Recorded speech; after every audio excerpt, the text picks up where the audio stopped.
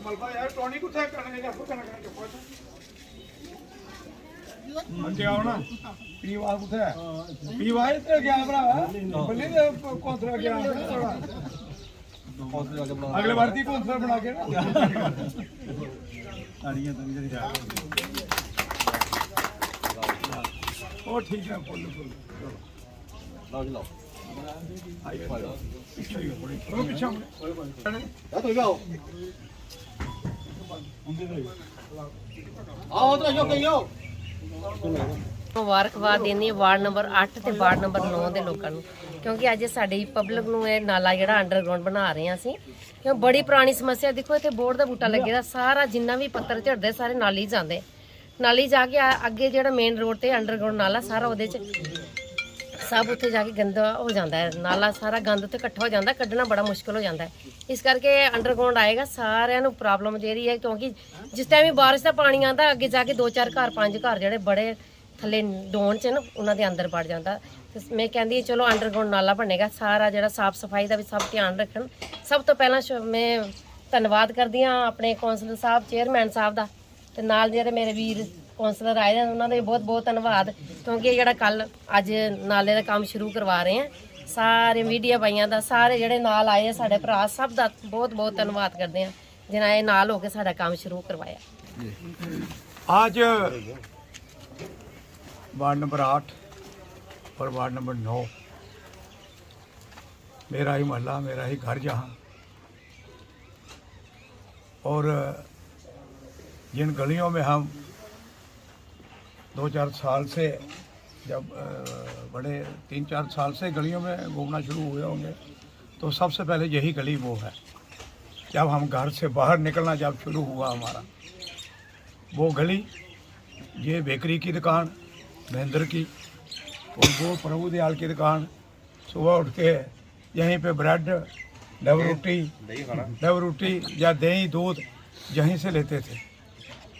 School जाने से पहले भी सुबह उठ के आते थे तो पहले यही चीज़ें हम खरीदते थे उस टाइम वो बचपन से लेके आज तक पहले भी हमने इस गली का काम करवाया था लेकिन आज जो हमारी 30 साल 40 साल पहले जो हमारी एक सोच थी कि जैसे बड़े बड़े शहरों में देखते थे अंडरग्राउंड नाले बड़ी गलियाँ बनती हैं हमारा भी एक सपना था कि चलो हम भी अपने इलाके के अंदर अपने मोहल्ले में कभी ये नाले बनवाएंगे आज इसी मोहल्ले ने इसी गली वालों ने मुझे इतना काबिल बनाया कि आज अपनी गली के तो नाले बना रहे हैं पूरे शहर के नाले हम बना रहे हैं और इसी मोहल्ले की देन है जब मैं पहले प्रेसिडेंट बना था तब भी मेरी वाइफ यहाँ से काउंसलर थी और मैं पार्लियामेंट से था आज वो मेरी सीट रिजर्व हुई तो आज फिर मैं वापस अपने घर में आके फिर यहाँ से जीता इससे पहले भी हमारी फैमिली के पास ये वार्ड नंबर 9 की सीट रही आज तक जितने भी इलेक्शन हुए हर बार हमने ही जीते वो तो जहाँ कहने का मतलब है कि मैंने बताया कि कैसे हमारा सपना था वो सपने आज पूरे कठुआ के पूरे हो रहे हैं ये तो हमने लेन ड्रेन का ये पार्ट 2 है ये वार्ड नंबर 8 और 9 फुट ब्रिज तक पार्ट 1 तो इसका कंप्लीट हो गया ये एक काम का उद्घाटन नहीं हुआ आज 2 काम के उद्घाटन पिछला कंप्लीट आगे वाला शुरू हो गया तो इसके साथ साथ अब राइट को चले जाएं जो भुजवाल को रास्ता जाता है इसका काम भी मुझे लगता है टेंडर हमने कर दिया है अंडरग्राउंड नाले का ये भी शुरू हो जाएगा ये जहाँ ख़त्म होगा ये नाला फुट ब्रिज के अंदर जाते हुए हमने नाला जो बनाया है सरदार चरणजीत सिंह के महल मसीती मस्जिद के होते हुए वहाँ हमने नाला बनाया उसके आगे मस्जिद से लेके अब वहाँ जराई चौक तक उसका भी हमने 10 लाख रुपए का टेंडर कर दिया है वो भी ठेकेदार को लाट हुआ है वो भी अगले हफ्ते मुझे लगता है वो काम शुरू हो जाएगा। ये कितने लागत से होगा ये 10 लाख रुपए का वो भी 10 लाख का ये 9 लाख रुपए का ये इतना पैसा म्यूनसिपल काउंसिल के अंदर कभी सुखने में भी कभी किसी ने देखा होगा कि ये 5-5 करोड़ के टेंडर और 10-10 लाख के नाले यहाँ पहले पैसे होते थे 1.5 लाख रुपये 50,000 की रिपेयर इससे ज़्यादा काम नहीं होते थे लेकिन मैं मुबारकबाद देता हूँ इस मोहल्ले वालों को अपने वार्ड नंबर 9 वालों को, जो मुझे चुन चुन के भेजते हैं, तो फिर आगे मैं शहर के विकास के लिए काम करता हूं। तो हम अपने साथी, हमारे चाचे चाचियां, भाभियाँ, भाई जितने भी जहां के हमारे हैं, मैं उनको यकीन के साथ कहता हूं, जो आपने चुन के भेजा है, आपके तो काम हो रहे हैं, पूरे शहर के काम हम करने में लगे हैं। आप देखते हो रोज आए दिन हम उद्घाटन करते हैं। 20 लाख का, अभी 75 लाख के पीवास के 2 हमने काम शुरू किए। ये करण जी काउंसलर हमारे साथ है, इनके काम अभी अपने शुरू करने वाले हैं 2-4 दिन में। पिछले हफ्ते हमने शुरू किया था वो काम। जो आपके घर के पास जो नाला आपने कहा 10 लाख का, उसका भी टेंडर किया है, वो भी ठेकेदार अभी मुझे लगता है शुरू हो जाएगा, सीवरेज का। तो कोई कमी नहीं छोड़ेंगे।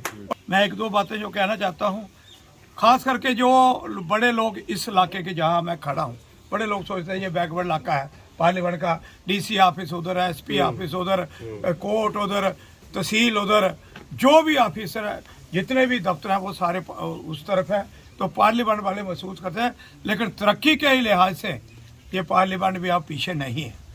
तरक्की के हिसाब से आज देखो बैंक भी जहाँ खुल रहे हैं, बड़े बड़े माल खुल रहे हैं, बड़े बड़े शोरूम जहाँ आज हडली मोड़ तक चले जाएं, कितने कितने शोरूम जहाँ खुले हैं। तो तरक्की एक पॉलिसी के तहत की जाती है, वो पॉलिसी इस इलाके के लिए भी वो चल रही है। तो तरक्की की कसर हम कोई नहीं छोड़ेंगे। ਇਹਦੀ ਸਾਡੀ ਸਮੱਸਿਆ ਜਿਹੜੀ ਕਾਫੀ ਪੁਰਾਣੀ ਸੀ। ਇਹ ਜਿਹੜਾ ਅੱਜ ਸੀਵਰੇਜ ਦਾ ਨਾਲਾ ਪ੍ਰੋਜੈਕਟ ਇਹਨਾਂ ਨੇ ਬਣਾਇਆ ਬਹੁਤ ਅੱਛੇ ਕਰਕੇ, ਕਿਉਂਕਿ ਇਹ ਸਾਰਾ ਲਿੰਕ ਉੱਪਰੋਂ ward number 9, ward number 8, ward number 10 ਦਾ ਸਾਰਾ ਲਿੰਕ ਜੁੜ ਕੇ ਸਾਡੇ ਇੱਥੇ ਪਾਰ ਤੱਕ ਜਾਂਦਾ ਹੈ। ਔਰ ਇੱਥੇ ਕੋਈ ਵੀ ਅਗਰ ਕੈਜੁਅਲਟੀ ਹੋ ਜਾਏ ਤੇ ਇੱਕ ਤੇ ਐਂਬੂਲੈਂਸ ਤੱਕ ਵੀ ਅੰਦਰ ਨਹੀਂ ਆ ਸਕਦੀ। ਅੱਜ ਇਹ ਨਾਲਾ ਬਣਨੇ ਨਾਲ ਸਾਡੀ ਇੰਨੀ ਸਹੂਲਤ ਹੋ ਗਈ ਕਿ ਜਿੰਨੇ ਵੀ ਥੜੇ ਛੜੇ ਸਾਰੇ ਟੁੱਟ ਗਏ, ਇੱਕ ਗੱਡੀ ਪੂਰੀ ਅੰਦਰ ਤੱਕ ਜਾਏਗੀ। ਉਹ ਸਭ ਤੋਂ ਵੱਡੀ ਫੈਸਿਲਿਟੀ ਸਾਨੂੰ ਹੈ। Thank you. और ये ठेकेदार और जेई साहब इधर आओ, भी थड़े हैं, खड़े नहीं लबने चाहिए। वो एक भी नहीं मिलना चाहिए। ये आपकी जिम्मेवारी है और ठेकेदार की। नाला बन गया, अब गली चौड़ी करो, कोई कार आ जाएगी, कोई बीमार होगा, इस करिए क्वालिटी भी तुझे लोग दिखनी, और थड़ा कोई नहीं लभना चाहिए बिच। कियां भी अही नाली के उपर थड़ा इधर नाली खत्म करी, इस करिए थड़ा कोई नहीं लभना चाहिए। ਥੜੇ ਦਾ ਮਤਲਬ ਕੋਈ ਨਹੀਂ। और ਦਿਨਾਂ ਵਾਰਡ ਨੰਬਰ 8 ਔਰ 9 ਜਿਹੜਾ ਕਿ ਸਾਡਾ ਰਲਦਾ ਮਿਲਦਾ ਵਾਰਡ ਹੈ, ਇਹ ਜਿਹੜਾ ਨਾਲਾ ਬਣ ਰਿਹਾ ਇੱਕ ਸਾਂਝਾ ਨਾਲਾ ਬਣ ਰਿਹਾ। ਇਹਦੇ ਵਿੱਚ ਜਿਸ ਤਰ੍ਹਾਂ ਨਰੇਸ਼ ਹੋਰਾਂ ਦੱਸਿਆ ਕਿ ਸਾਡਾ ਜੀਵਨ ਹੀ ਇਹਨਾਂ ਗਲੀਆਂ ਦੇ ਵਿੱਚ ਬੀਤਿਆ, ਔਰ ਬੜੀ ਦੇਰ ਤੋਂ ਇਸ ਪਾਸੇ ਦੀ ਕੋਈ ਡਿਵੈਲਪਮੈਂਟ ਨਹੀਂ ਸੀ। ਲੇਕਿਨ ਇਹ ਓਪਨ ਨਾਲੀ ਸੀ ਔਰ ਬਿਲਕੁਲ ਗੰਦ, ਜਿਸ ਤਰ੍ਹਾਂ ਕਿ ਜਿਹੜਾ ਵੀ ਗੰਦਮੰਦ ਜਿਹੜਾ ਕਿ ਸਾਰਾ ਓਪਨ ਸੀ ਔਰ ਇਤਨੀ ਸਮੈਲ ਸੀ ਇਸ ਏਰੀਏ ਦੇ ਵਿੱਚ। ਤੇ ਇਹ ਇੱਕ ਬੜੀ ਵੱਡੀ ਇੱਕ ਸਾਡੀ ਉਪਲਬਧੀ ਹੈ ਕਿ ਅੰਡਰਗਰਾਉਂਡ ਨਾਲਾ ਬਣਨ ਦੇ ਨਾਲ ਜਿਹੜਾ ਕਿ ਪਹਿਲਾਂ ਪਾਣੀ ਲੋਕਾਂ ਦੇ ਘਰ ਚਲ ਜਾਂਦਾ ਸੀ, ਤੇ ਹੁਣ ਉਹਦੇ ਨਾਲ ਇਹ ਹੋਏਗਾ ਕਿ ਇਹ ਪਾਣੀ ਜਿਹੜਾ ਇਹ ਨਹੀਂ ਜਾਏਗਾ, ਔਰ ਲੋਕਾਂ ਦੀ ਸਹੂਲਤ ਵਾਸਤੇ ਬਣਾਇਆ। ਔਰ ਮੇਰੀ ਸਾਰਿਆਂ ਅੱਗੇ ਇੱਕ ਹੱਥ ਜੋੜ ਕੇ ਇੱਕ ਐਕਸਟਰਾ ਇੱਕ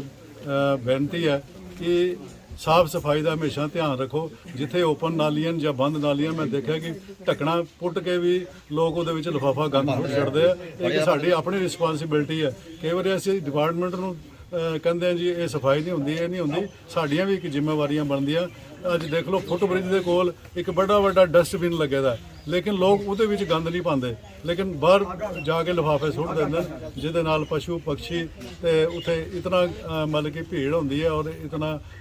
ਸਾਰਾ ਸਿਸਟਮ ਸਾਰਾ ਵਿਗੜ ਜਾਂਦਾ। ਸੋ ਮੈਂ ਮੁਬਾਰਕਬਾਦ ਦਿੰਦਾ ਕਿ ਇਹ ਜਿਹੜਾ ਕਿ ਸਾਡਾ ਜਿਹੜਾ ਇਹ ਨਾਲਾ ਬਣਿਆ, ਔਰ ਇਹ ਫਸਟ ਟਾਈਮ ਜਿਹੜੀ ਕਿ ਸਾਡੇ ਇਸ ਇਲਾਕੇ ਦੇ ਅੰਦਰ ਜਿਹੜੀ ਡਿਵੈਲਪਮੈਂਟ ਹੋਈ ਹੈ। ਔਰ ਇਹ ਜਿਹੜੇ ਮੈਨੂੰ ਪਤਾ ਕਿ ਮੈਂ ਮਿਊਨਿਸਪਲ ਕੌਂਸਲ ਦੇ ਨਾਲ ਜੁੜਦਾ, ਮੈਨੂੰ ਪਤਾ ਕਿ ਫੰਡਸ ਕਿਸ ਤਰ੍ਹਾਂ ਕਿੱਥੋਂ ਆਉਂਦੇ ਕਿਸ ਤਰ੍ਹਾਂ ਨਹੀਂ ਆਉਂਦੇ, ਲੇਕਿਨ ਲੋਕਾਂ ਨੂੰ ਥੋੜ੍ਹਾ ਜਿਹਾ ਵੇਟ ਕਰਨਾ ਚਾਹੀਦਾ। ਮੈਕਸੀਮਮ ਜਿਹੜੇ ਕਿ ਸਾਡੇ 50-60% ਜਿਹੜੇ ਵਾਰਡ ਤਕਰੀਬਨ ਪੱਕੇ ਹੋ ਗਏ, ਜਿਹੜੇ ਥੋੜ੍ਹੇ ਰਹਿ ਗਏ ਉਹ ਵੀ ਅਸੀਂ ਅਜੇ ਸਾਡਾ ਸਾਲ ਡੇਢ ਸਾਲ ਕੌਂਸਲ ਦਾ ਪੇ ਦਾ, ਤੇ ਕੋਸ਼ਿਸ਼ ਕਰਾਂਗੇ ਅਸੀਂ ਪੂਰੇ ਮੁਕਾ ਕੇ ਤੇ